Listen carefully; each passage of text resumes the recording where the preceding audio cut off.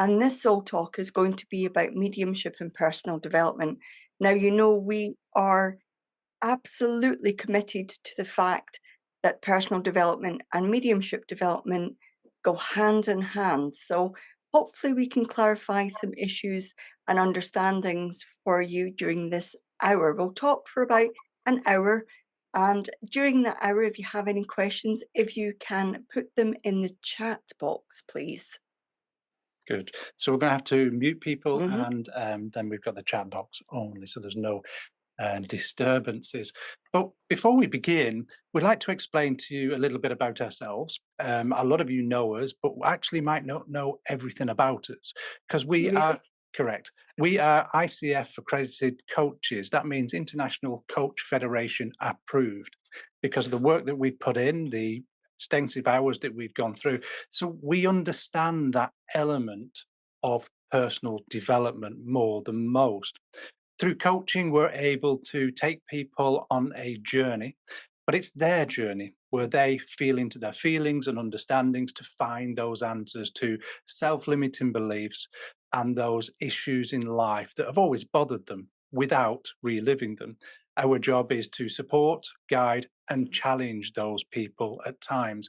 And we bring those understandings into mediumship development because mediumship is no different than any other aspect in the terms of coaching, because coaching is about deeper listening and understanding, and mediumship is exactly the same. To be that greater medium, we need to listen, we need to understand, and we need to have that empathy and that compassion from that listening skill. And when we talk about listening skill, it's about the evidence that communicator brings forward to understand how we're meant to present it, how it's meant to go in direction, how to follow, and surrender to their words and their evidence. And that's what makes a difference between ourselves and a lot of mediums out there. We have that understanding that takes us into a deeper place of that communication. So, as we go through today, we'll be sharing with you some phases that you might be able to understand and have experienced in your own development. Some things that pop up that get in the way, and some tips and tools that you can use yourself to be able to move yourself through those moments where you feel stuck.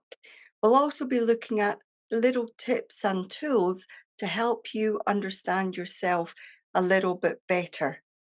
But let's look at that journey of the person that enters into the journey of mediumship. Everybody at some point has a time when they have their awakening, when they become aware of something larger than themselves, or they become aware of the fact that there is more than what they can see. There are two ways that this can happen. It can happen simultaneously, as in momentarily awakening. Nothing causes it. There's nothing that seems to create um, the journey on. It just happens. They go to bed, they wake up, and suddenly they've got this moment of wishing to know more. The other is that there's trauma. So that can be bereavement, illness, an accident, in some way where a relationship has ended, or they might have had a moment where they thought they might be themselves passing to the spirit world. So that um, experience where they've left their body, or they have an understanding that there's more. So there's two ways that people can move from complete ignorance to questioning, is there life after death? Yes. And if we look at what Kerry said there about trauma, that trauma can be in any way, shape, or form. And you might be able to relate to aspects such as losing friendships or discussions or debates that go a little bit sour within those friendships, or maybe even where you feel isolated in your working days or at your place of employment, or generally in life. Anything that makes you feel a little bit alienated or separate or alone. Once we start to go through these phases, which I presume all of us have, Then we start to reflect on, where do we fit in life? How do we look at life? How does life feel for ourselves? These are the questions that start that spiritual journey, or that journey within, to question the life we have. And that's what sparks us into looking at different aspects of life, such as spirituality, as we get a deeper sense of self and how we feel and how we look at life. Those are the aspects that we need to start to look at, that create an awareness of more. And even though we don't know the answers to what that more is, we start to search within self and look and see what fits within us. And this is where we start to look at aspects of life, such as afterlife or life after life, or what the meaning of life is. We look towards those natural laws within life itself and those divine laws of the universe. And we start to look for some kind of theory or aspect that touches a deeper place within our soul, that fills us, rewards us, and helps us find that next step. That's how sometimes we start to spiritualize or become aware of something more. So once we become awakened, you remember that moment because everything seemed like a treat. Everything seemed like a sign, and life was good. Every feather meant something. Every penny you found meant something. Everything you experienced meant something. And this is what we would call the bliss stage, where the world is right. You know there's life after death. You know your loved ones are there. You're spiritually evolving. You're sensing the spirit world. They're coming in really strong. You're seeing clearly. You're hearing clearly. You're feeling clearly. And the world is good. And it's through this process that we open our minds to what our soul has already understood and knows is there.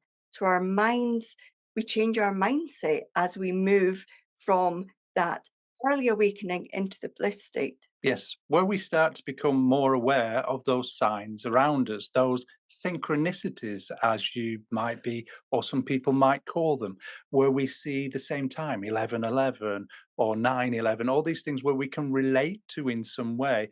And there seems to be a pattern. And these patterns fill us with joy. Now, these patterns can stem from the example I've just given you of time, to seeing some kind of bird. Here in the UK, people believe certain birds are their loved ones, and they get that understanding and that bliss feeling, and it fills them with a reward that there's something more to life.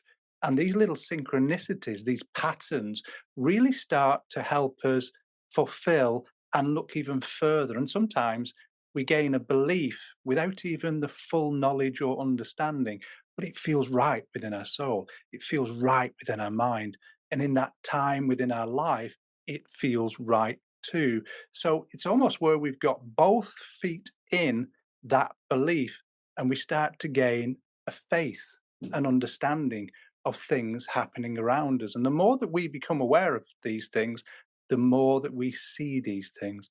So it's opening the mind to these bliss moments that fill the soul with joy, that enable us to go that step further. So the next stage is what some would call the dark night of the soul. It's where we begin to want purpose. It's where we begin to question, what am I here for? You might have experienced it by feeling very alone, by feeling quite isolated, and by having what we would call a spiritual depression. You're not medically depressed, but spiritually it feels like something is lacking. Often you'll want to retreat from people. You'll want to ask questions. You might want to reach out to people like myself for some mentoring or coaching, but you might often want to retreat into your own space. You'll revisit things that have hurt you. You'll revisit things that have created pain within you. You'll revisit the things that you buried. So it's almost as if you go digging up the past in order to understand where you are in the present. Yes. And there's going to be many times that we go through this dark night of the soul at different levels, especially in mediumship development. Because as we develop, we start to, as Kerry says, look at those things from the past. We rake up the past. And it's a deliberate action and spiritualization within, because we start to reflect and understand and gain empathy, gain passion, and an understanding of self and the aspects we go through. Now, mediumship development is no different. Where we start to see our colleagues, maybe, or we see people that started around the same time as us, where they are developing and moving at a faster rate, we think. But actually, there's a purpose here, because it helps you dig deeper into that belief and faith and the understanding of that spiritual communion that we call communication, because it makes us look at it in a way of empathy. And that empathy creates and strikes chords within that help you grow. So there's a purpose behind the dark night of the soul. It's not just a depressive state or a negative aspect. If we understand it, it's one of the biggest aspects of moving us forward within that development. And it helps us spiritualize. In other words, helps us get control and master the self, the emotions, the mental aspirations, the physical reactions we have within us, which all compass to that spiritual state of being. The fourth stage in this six is the great rest. It's when suddenly things settle down.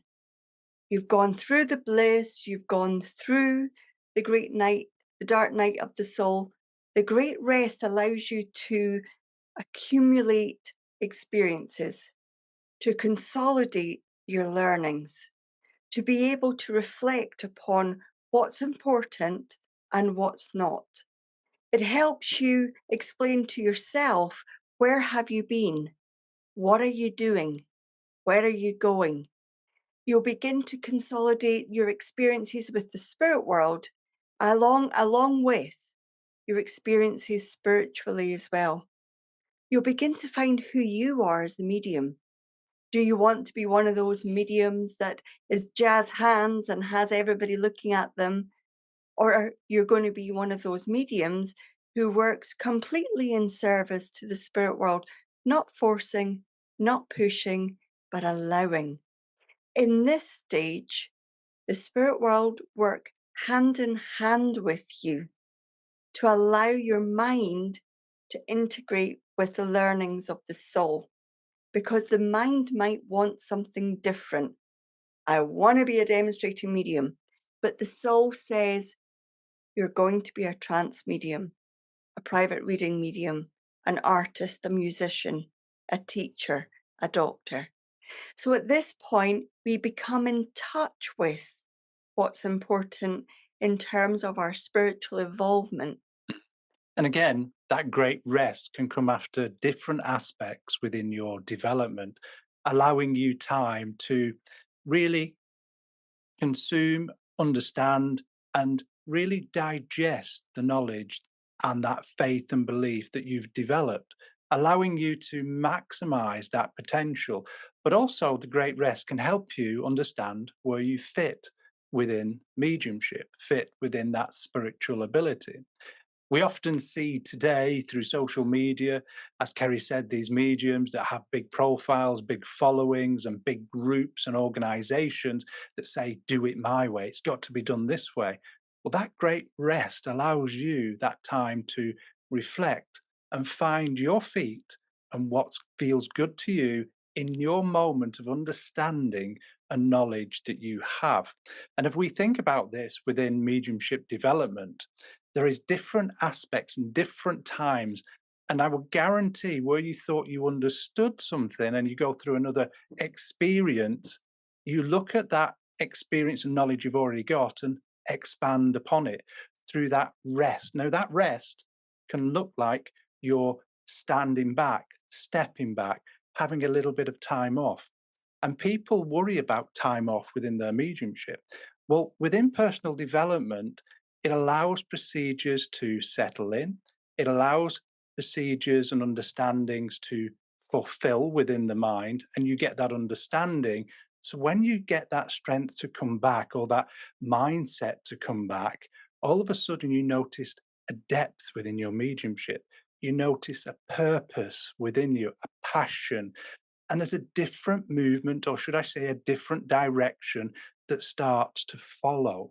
And this is where you start to really understand the type of medium you are, not following the flock, but being your own person going in your own direction, which also can be a difficult journey, but it's through those reflections, that rest, through that understanding of the dark night and that blissful stage that we start to see what is true Mm. for us.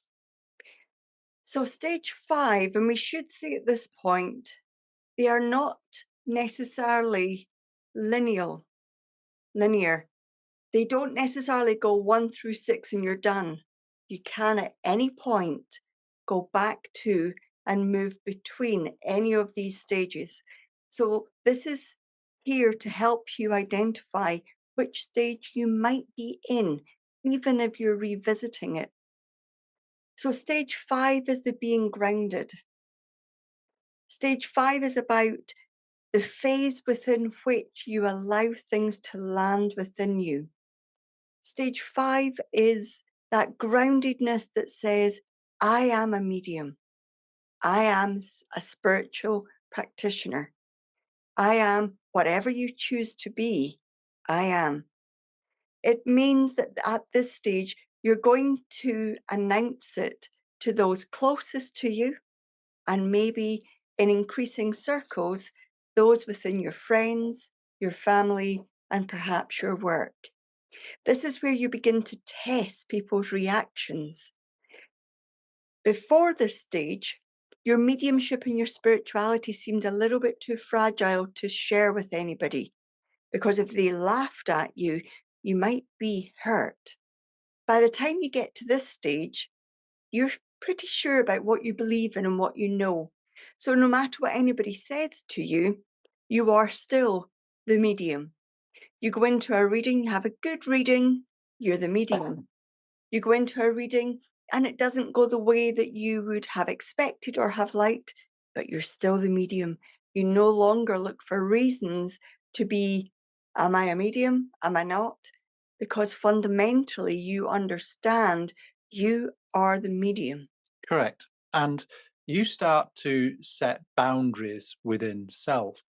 As that medium, all of a sudden you've developed an integrity of what you believe to be right, where you believe you want to go, and how to practice the way that you feel right with. And as Kerry said, we start to set boundaries with friends and families to what is acceptable to us. So we know through the journey of becoming that spiritual person, practitioner, and medium, we start to then choose our friends wisely. Doesn't mean that we fall out with people, doesn't mean that we're better than people. What it actually means is we start to look for those like minded souls with an understanding of life. And we've got to remember every developing person, every person is developing at their own rate. How people see things, how people interacting things in that moment is where they are. It's where they've developed to. So again, the journey of the medium, the journey of the spiritual practitioner can be a very lonely one because people don't see the perception of life that you do. They don't have that understanding. They don't gain that empathy. And if we look at the work that we're doing when we're reading for people, when we're demonstrating mediumship, when we're being used or in use as a pastoral worker, listening and talking to people, we can't help but change through learning and reactions and experiences we go through that emotionally resonate with us, that give us an understanding that some people don't grasp. And this is why we start to walk away from those people around us to find that community of like minded souls.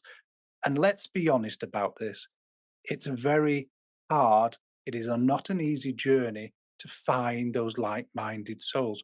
We cling to because it's a lonely place. We see people with a bright light, if you will, but actually they're on a different journey.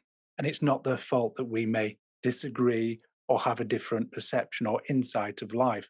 So, this period of commitment to truth, to understanding self, and being grounded really is about your integrity, about your passion, about your purpose that allows you to escape from dramas and also listen at a deeper level from other people. You start to listen and gain empathy and understanding of where they are. And that is another aspect of the spiritualization of self.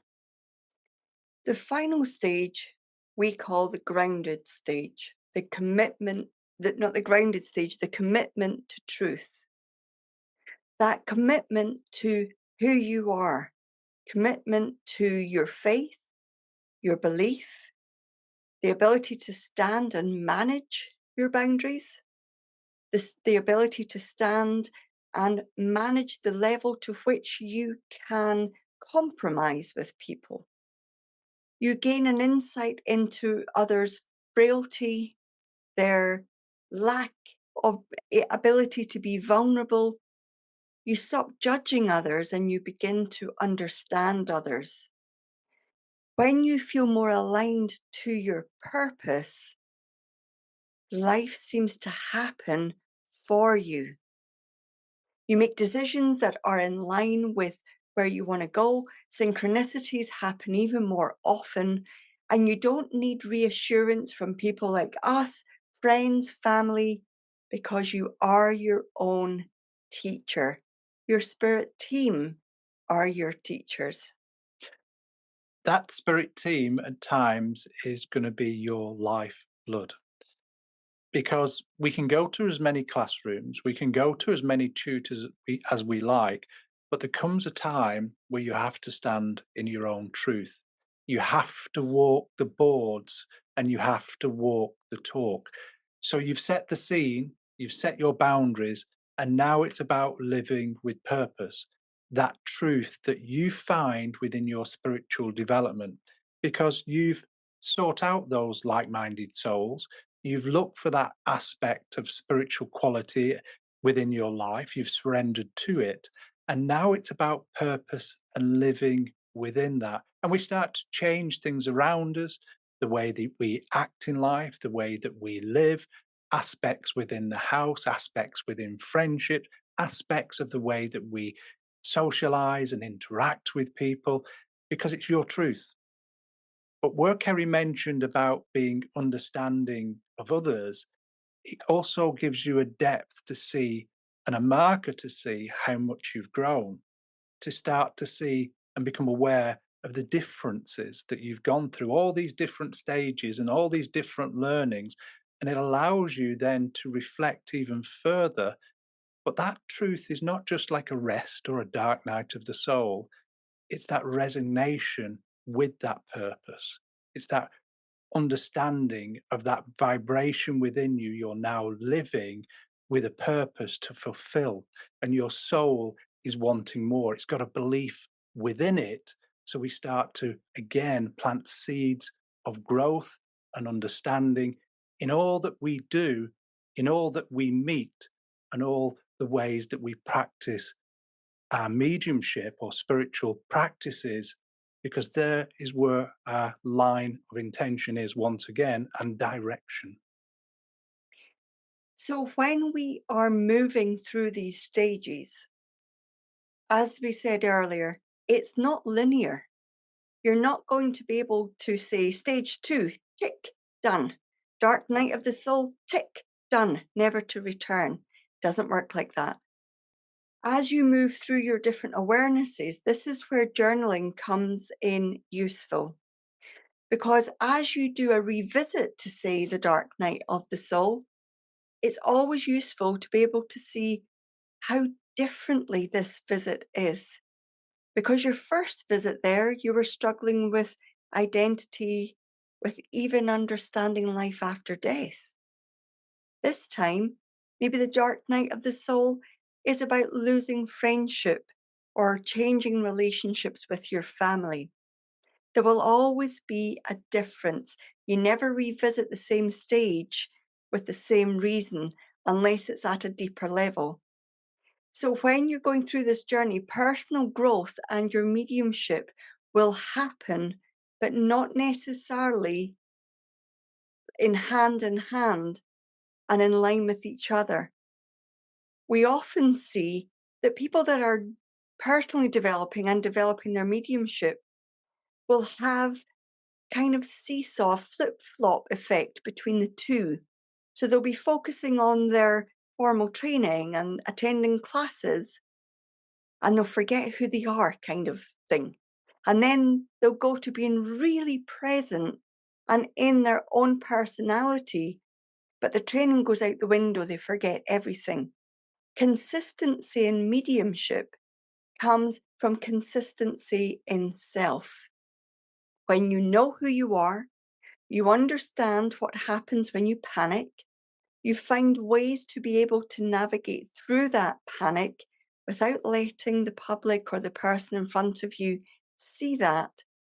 And you're able to start integrating your training with who you are as a person, consistently allowing yourself to approach both personal development and mediumship until you have them synchronized in the one moment. But that takes years of practice, years of allowing yourself to get to know yourself.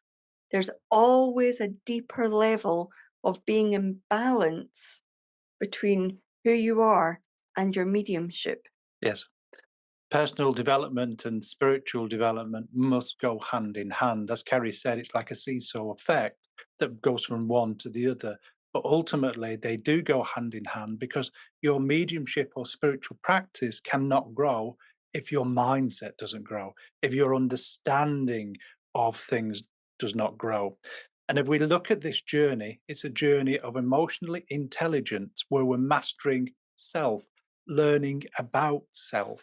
This is where people make the mistake that say personal development is separate than mediumship or any spiritual practice. It's not. They go hand in hand and they develop together. Because as we go on this journey, we start to learn how we react from these emotional impressions that we go through in life, in social standards between each other, but also in that contact that we're delivering from the spirit world, or if it's a soul to soul psychic reading, we're gaining that compassion of how somebody else is feeling. And we can't help but take in those expressions because in that moment, as a medium or psychic, we're living those emanations to gain understanding of them. So, of course, we're going to react to them. We're going to question them mentally, emotionally, and we're going to understand them to find how they fit in context, not just to the recipient or from that communicator, that loved one in the spirit world, but how it settles with ourselves, how we react to it ourselves. What does it strike within us? What does it cause within us? How does it challenge us? How does it make us feel uncomfortable? Or what brings us joy? It's this journey here of emotional intelligence that really starts to lay the foundation of the journey that we're going through. And if we understand this, this is what adds depth to your evidence. This is how your evidence unfolds because you've got an experience and a knowledge of those aspects. And as a person, it can't help but spiritualize you. So we can be the medium, we can spiritually bypass these actions, but it's detriment to our mediumship. It's detriment to the self journey. It's detriment to that overall advancement as a human being because we need to get that understanding to be complete, to master the self. So, as we're going through this growth, you will experience probably to differing levels discomfort. You know that feeling where you go to do something new and every fiber of your being wants to run away. Often, when you go to do a private reading or you do a demonstration or you're going to do something for the first time, everything within you wants to run away. Now, Phil and I are familiar with the comfort zone, but the comfort zone is incredibly enticing to stay in, but you don't grow, you don't learn. In fact, mediums that stay in their comfort zone, there are mediumship plateaus, and you see the same evidence again and again and again over a number of years, the same evidence. So I'm going to ask you to do something if you have a pen and paper in front of you. I'm going to ask you to draw a circle in the center of your piece of paper large enough for you to write the words comfort zone. Some of you will already know this. Around that, draw another circle that says risk zone. Beyond that, draw another circle that says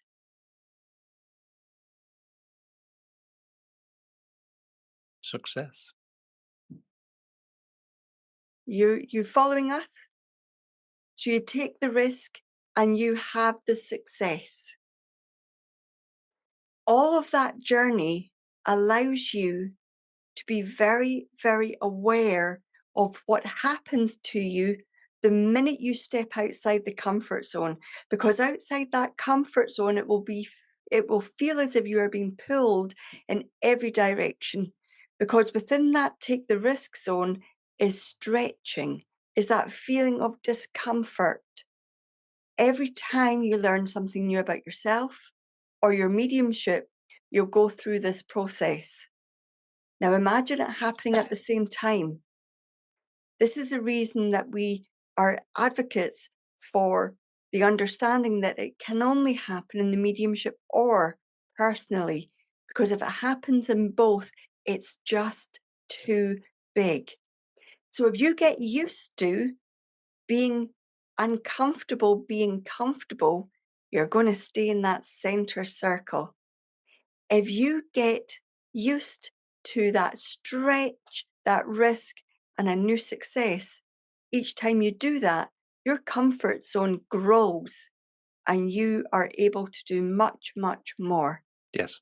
So I'm going to give you an example of how that comfort zone might look in your mediumship or spiritual practice. Oh, I can't do that. I never get names. So you're not willing to go there. Or their mediumship is far greater than mine. I can't honestly work with them or be paired with them or go in a breakout room with them because they're much better than me. That's the comfort zone being reinforced. Some of you might think that it comes under ego, possibly, but actually, it's that self awareness of not willing to risk, not willing to have a go, not willing to stretch. But when you do, or when we push you within tutorials, when we push you within workshops or face to face events, you actually succeed. You step out of that comfort zone and go, oh, and what a feeling it is. It's like reliving that moment of bliss again. But once we've done it once, we can do it twice and a third time. And if we can do it that many times, it can become a level that we work to. And again, as we get comfortable with it, we rely on it. So that comfort zone repeats, repeats, and repeats. We, as that developing medium, or whether we class ourselves as a medium, must push ourselves out of that comfort zone. For me, myself, the comfort zone means it's where I go or mediums go to die because they're not willing to push further. They plateau. And you can go and watch them and say, well, this contact, watch what comes out next. You can see what's happening. And as for a medium, from my own understanding, my opinion, that is bad. Every contact should be individual. Every piece of evidence should be individual. And it's by striving, by being able to take that risk, we succeed in these things. So ask yourself, does your mediumship repeat? Do you get the same evidence that you give? When you get those objects, do you use them in the same way? Because if we look at aspects of evidence, and let's give you an example of a objective piece of evidence, we might be able to use it in one way, but we need to open the mind to look at it from different aspects and in different varieties of life and different cultures of life with different interactions from life that actually allow us to expand that vocabulary of understanding that allows us to use that objective evidence in a different way. I'll give you a classic example. A horse means strength. We hear this symbolic information. Well, what if they had a horse? What if they used to ride a horse? Whether they owned a horse or whether they had stables or managed a stables or owned a racehorse. You can see straight away we're limiting ourselves. We've got to get an understanding of what we have to take us away. And the only way to progress is to come out of that comfort zone. So, if we were to ask you some pertinent questions, I wonder what you might say. What are my strengths as a person, as a medium? Not for you to answer right now, but you might want to take a note of them. What are my unique strengths? What are my unique qualities that I bring to my mediumship?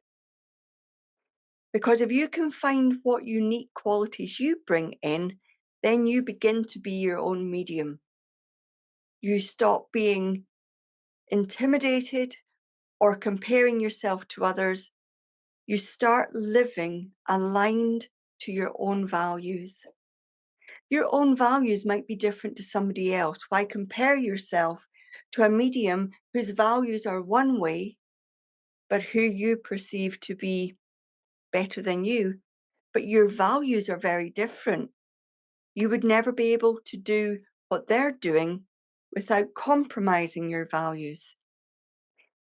What we've found is when people stick to their values and their beliefs, their ethics and their morals, the longevity of their mediumship shows. They are around for a lot longer. Their mediumship expands exponentially.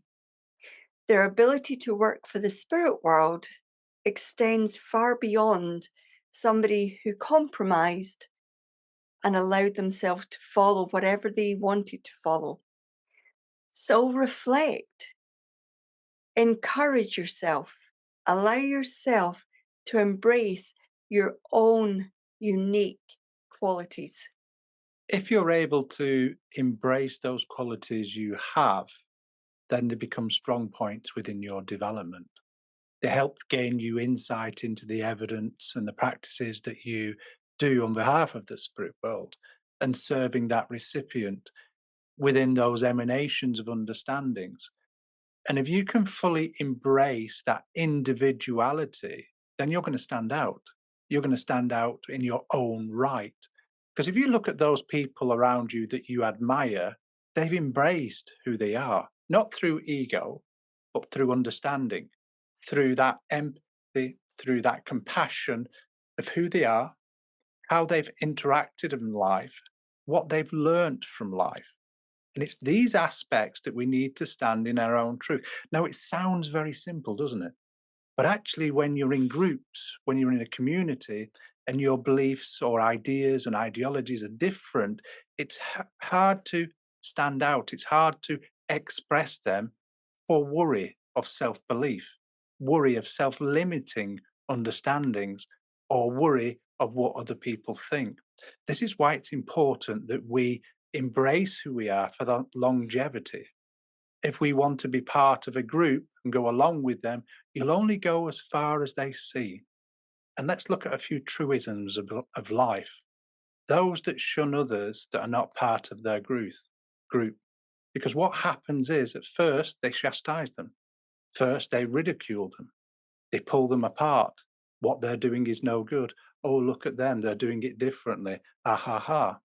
But then all of a sudden, they notice the difference. They start to see the difference. And before you know it, they're agreeing with it and emulating it, copying it. But it's not authentic, but it's an aspiration, or should I say, it's a touch within their soul that's grown at that point. Because in the beginning, they didn't understand it, they didn't know what it was. So they push it away. Again, it's a comfort zone. It's a self-limiting belief. Can't do that. That's different. Oh, no, everybody else doesn't do that. And all of a sudden, they start to see the wonder of it. they start to see the depth of it, the insight of how their own knowledge progresses. If we look at professional people of today that are successful, they listen, they know their fact, they know their subject, but they listen to others and add it into how they think and interact and add it to their knowledge to see more and see how it resonates with it, to expand their knowledge. So the more that we can really reflect on who we are and get to know who we are, there's one fact that I know in life, and it was Wayne Dyer that talked about this, where he says, love what you do and everything else will follow. And it's a true fact that if you believe and you have that faith and you really go with that individuality, your light shines. And when you shine, everything starts to happen. You might be asking yourself, what kind of medium am I? Phil spoke about opinions of others and comparing yourself. Well, there's nobody quite like you. And when you're in that space of growth, you either have to embrace who you are or go by somebody else's opinion.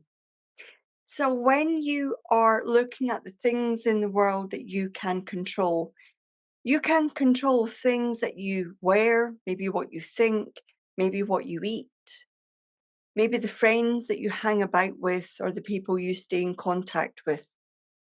But there are things that you have very little control over. The weather. You might have something to do with your impact on the environment, on the politics within your own country. But there's one thing that we spend far, far more time deliberating that we have no control over, and that's the opinions of others. We spend so much time wondering, what do they think? What do I need to do to make them happy? What do I need to do to fit into that group? I wonder if they're accepting of who I am. I wonder if I do it this way, if they'll accept me into that group. Or I wonder if I'm less evidential as a medium, I'll be able to be accepted into this practice group or into that country demonstrating. The one thing you can't control is other people's opinions. Why do, as human beings, we spend so much time trying to fit into the expectations that we perceive they have? We don't even know for sure if they actually have them. So we have to be very clear within our own minds what we can control. What we also need to look at is what we do to get in our own way. When we look at quotes, there is a I had to write it down, Narayana Murthy, who said, growth is painful, change is painful, but nothing as much as staying stuck where you do not belong.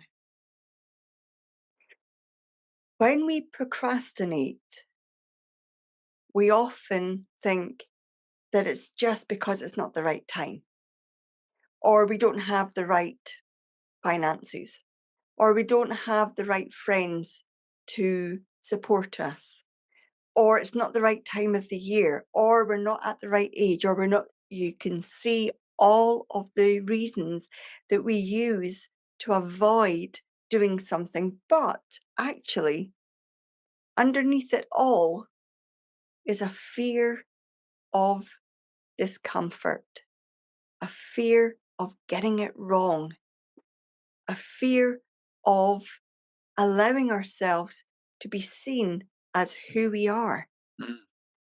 And what we do is in that moment is interact like everybody else. We start to do what they do. We start to be that imposter. We're not being true to self. We're trying to fit in. We're trying to overcome or overcompensate that failure because we see things differently. So it's getting that understanding of who we are and those beliefs that we have and staying true to them. Otherwise, we start to fake it as before we make it. And we hear this all the time. Well, I've been told to fake it before I make it. Well, let's be honest. When you're not your true self, you're different. People that are around you, people that you've gathered around socially will spot that different. As tutors, we see this all the time. People trying to do things, but not being themselves. And if we're honest, we know who you are. We know how you act. We know how you see things. We know those vulnerabilities. We understand those self limiting beliefs because that's you, who you are, that beautiful individual that is blooming, that is blossoming, that is growing. But what stunts the growth is that faking it, not being true to self, trying to fit in, trying to do things as others do. If we look at nature, one of the greatest examples we can look at, you've got a tree that is full of blossom. Each blossom does not compete with the other one. Yes, they want the light, but they just bloom. The colors, the fragrance is incredible. We notice it. It takes our breath away at times.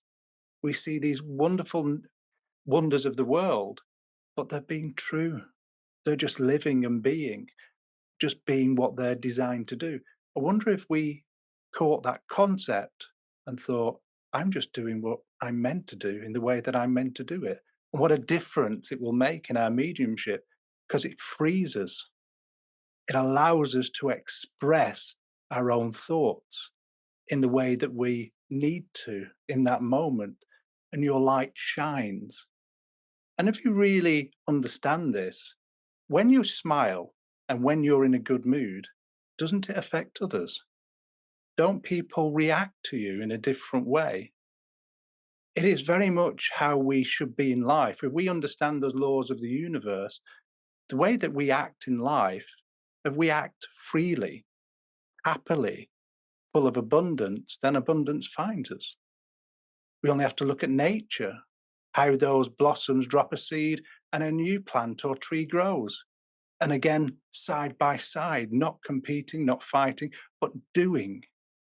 This is what we really have to understand and look at, that our self beliefs can get in the way of our development. Those self beliefs can come in comparisons, can come in aspects of nerves or doubt, crippling that ability that's within you. So, understanding those self limiting beliefs and what goes on within us is important to free ourselves from. So you might be asking, well, how do I do this? How do I free myself from the imposter syndrome? How do I free myself from comparison?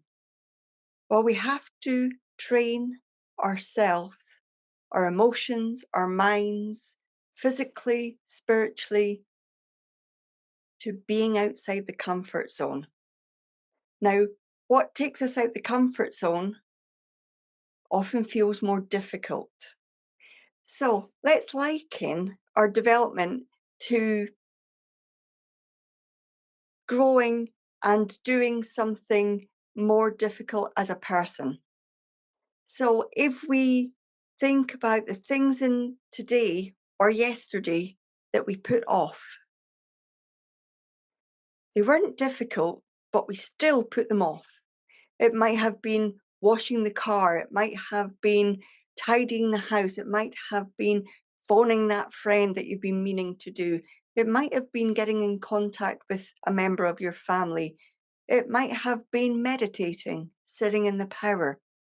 Whatever it is, I guarantee you, it was not the most difficult thing in the world to do. But every single day, if we do one difficult thing a day, we train ourselves to consistently be outside our comfort zone.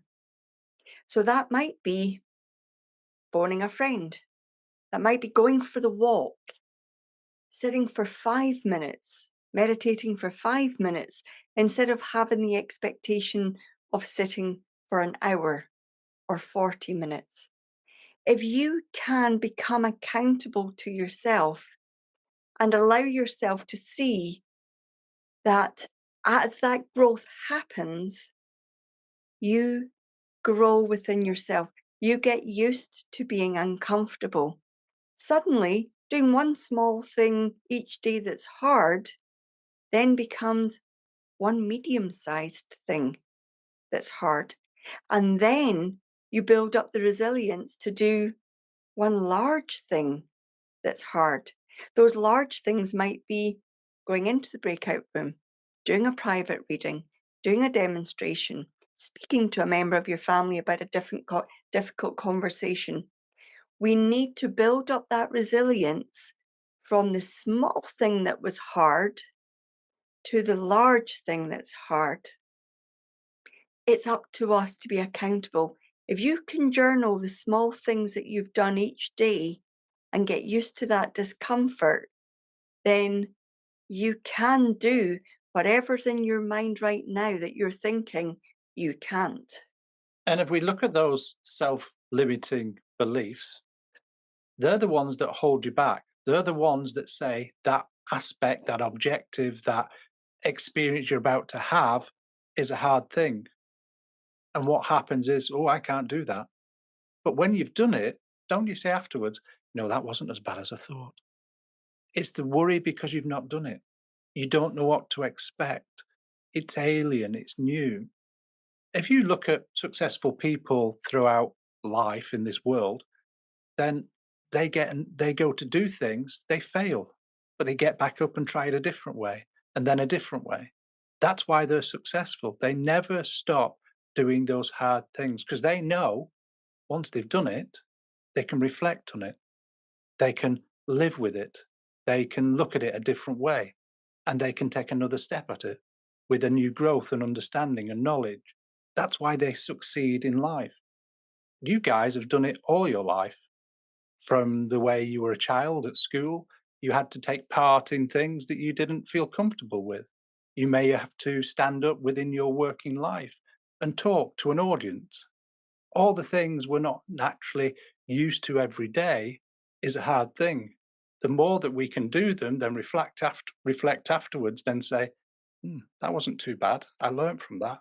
And all of a sudden, there's a different positive step within your mind to progress forward, almost to create change.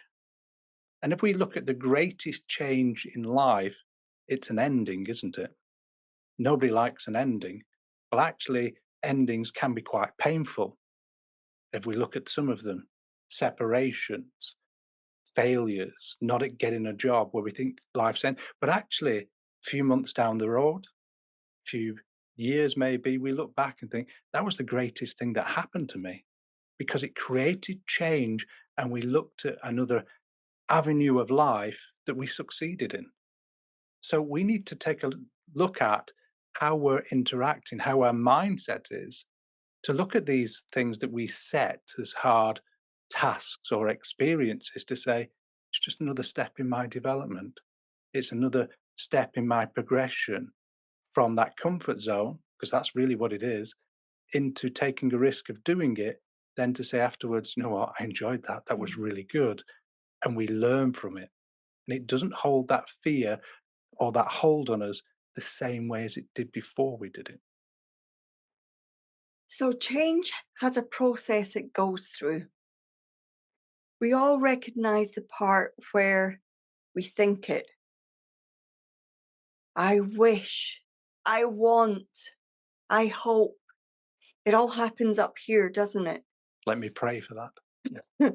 I hope it goes well. I wish I could have. It's a mindset. And then as that moves through to the heart, we then say, oh, okay, I have a sense that this will happen, but it's still not within your soul. You're still feeling it as if it's external to you. There's still an element of wishing, of wanting, of hoping. Once it moves into the soul, it becomes a soul set. It becomes part of your soul. It becomes part of your DNA, your auric field, your belief system. Now, to change a belief system takes four things.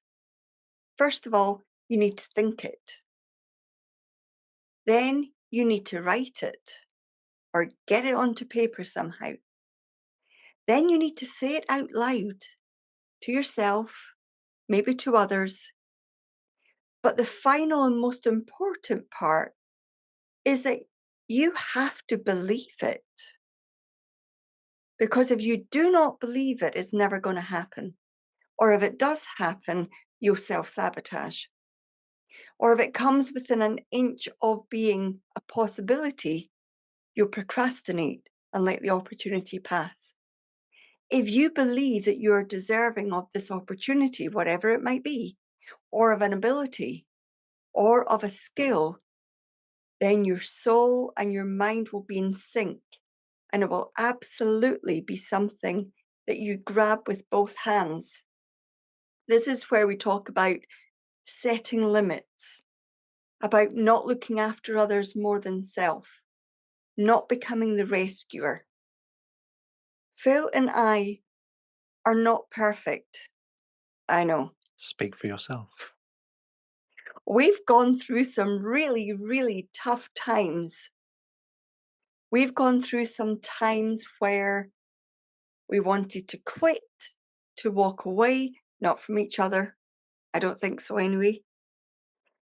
But we've wanted to pack it all in: mediumship, spirituality, teaching, traveling, because it's hard. Mediumship is hard. It's a hard ability to learn. It's hard when we're comparing ourselves to others. It's hard when it doesn't happen at the pace that we're expecting it to happen. But when we align ourselves, purpose and passion, aligned with values and expectation, it becomes much, much easier. Some of these experiences we will go through, such as grief and loss, are deemed as negative. And in that moment, yes, they are, because we've either lost somebody through passing, they're no longer in our lives, or we've lost somebody in relationship. And there's many other losses, losses of jobs, losses of homes, losses of toys to children, lots of different losses and lots of feelings of different grief. And how we interact in that moment, or how we react in these moments, really paints who we are. But those feelings are real. And people try to avoid these places. They try to find answers to these pains. Well, actually, they're one of the most vital aspects of your growth. Yes, it's a negative experience, because nobody wants to experience grief or loss in any way, shape, or form. But actually, it's these growing pains that help us the most, especially as a medium. We hear things being said that, oh, we can solve grief, we can help with grief. We can't if we don't go through it, because we don't understand it. We don't understand the pain that somebody else might go through. It won't be the exact pain, but we have an experience of it that we can express by understanding. It brings us empathy, compassion, and even to a child where it's said, oh, don't worry about your toy, we'll buy you another one. That's not the answer, because we've got an emotional connection to the one that we had, the way that it felt in our hands, the way that we interacted with it. It could have been our best friend at that moment. Those relationships can't be replaced. So it's understanding that loss, that feeling that goes with it, that brings compassion, that brings depth, that brings understanding in your evidence, in your contacts, in the way that you relate to that person in front of you psychically when doing that psychic reading, when you're in the emanation of someone's soul, when they've lost a relationship or a job. In that moment, their loss, their grief is huge, just as huge as it is for somebody that's just lost a loved one to the spirit world. It's the spirit world's gain, it's our loss. But if we understand and have compassion about it, we understand what they're going through. But actually, it helps us grow as a person. It brings real understanding upon our journey. It brings real understanding and intent and purpose and passion in the work that we do. Because we know in that moment, we might plant a seed of inspiration, as a lot of mediums forget that readings inspire the living. That's what they're designed to do through the evidence. But also, it might place a seed of comfort, of peace, of healing through those journeys. So it's understanding these aspects of loss, understanding these aspects of grief, understanding each other's journey of growth and what we go through. What you see today as myself and Kerry is not the finished article, but where we are is because we've gone through all these experiences, just as you've gone through yours, and we must embrace them to gain that understanding. We must go through these times of hardship because these hard times create the person that you are. The influences of people around you, from grandparents, parents, friends, brothers, and sisters, influence who you are.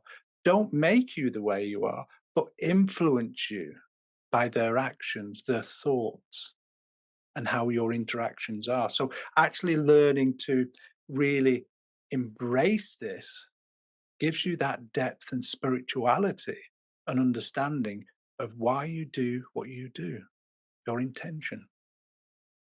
So when we look at personal growth, when we look at the spiritualization of the soul, and when we look at mediumship development, hopefully this talk has shared with you how intrinsically linked they are. To be the best medium that you can be, you must have all three of those elements.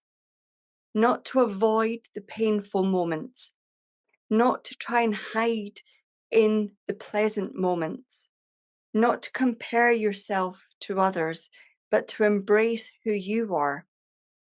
If you can say to yourself, I am committed to my growth, I am committed to the medium that I'm meant to be, and I trust all is as it's meant to be. If you can say that within your mind, within your heart, you write it, you speak it, through time, you will begin to believe it. But what personal development requires is for us to start to believe it consistently. When we hear that little voice coming in saying, but that wasn't a really good reading you did yesterday, or but that demonstration you did wasn't. If you allow those voices to come in and to hold weight, then you're undermining your belief. It's up to you which one you feed. The belief system that was planted by a world external to you, or a belief system that is planted from your very soul. You have to decide which belief system you feed, because that's a belief system that will grow.